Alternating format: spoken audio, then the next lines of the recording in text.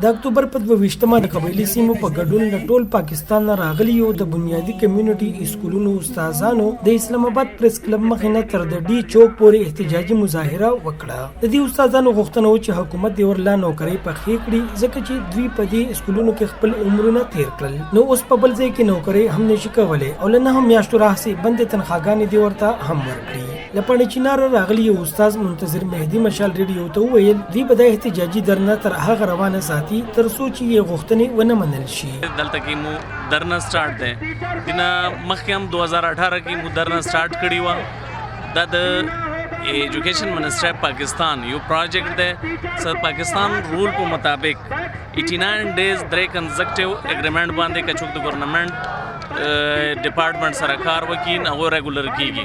او دلته خو 1995 نه تقریبا 25 سال کیږي دا خلک دغه سکولونو کې جاب کوي. ډېر وریا علاقونه خلک رغلي دي دلته پروټیست لپاره دي لپاره چې دغه مستقبل بچ شي او دوی مستقل شي. د باجوړې د درنې ته راغلی یو استاد محمد ریاض مشال ریډیو ته وویل په دې ګرانۍ کې هم دوی په 8000 روپۍ میاشت تنخواه کار کوي. باید چې حکومت د دې مسلو ته پام را وګرځوي.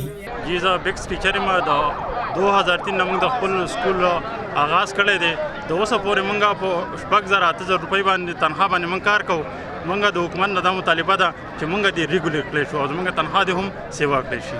بل پلو مشال ریډیو سره خبرو کې د خېبر ضلع نه د حکومتي ګوند پاکستان تحریک انصاف د قومي اسمبلی غړي محمد اقبال افریدي وویل دوی له ډېره وخته د دې مسلې د حل لپاره لګیا دي او د دې لپاره یې کمیټې هم جوړې کړي او د تعلیم د وزیر شفقت محمود سره هم په تماس کې دي. نو ډېر زر به دا مسله ورته هواره کړي. د دې احتجاج کوونکو وینا ده چې په کال 1995 کې دا سکولونه د ناروې حکومت په مرسته شروع شوي وو چې وروسته د نیشنل ایجوکیشن فاونډیشن په مرسته تر د کال 2001 پورې جاری وساتل شو او له دې وروسته دا په بنیادي کمیونټي سکولونو پروجیکټ کې ضم شو او د دې تر لاندې په ټول پاکستان کې 12,400 ښځې او سړي استادان 6,2,000 ماشومانو ته تر د 5 جماعته پورې سبقونه ښایي.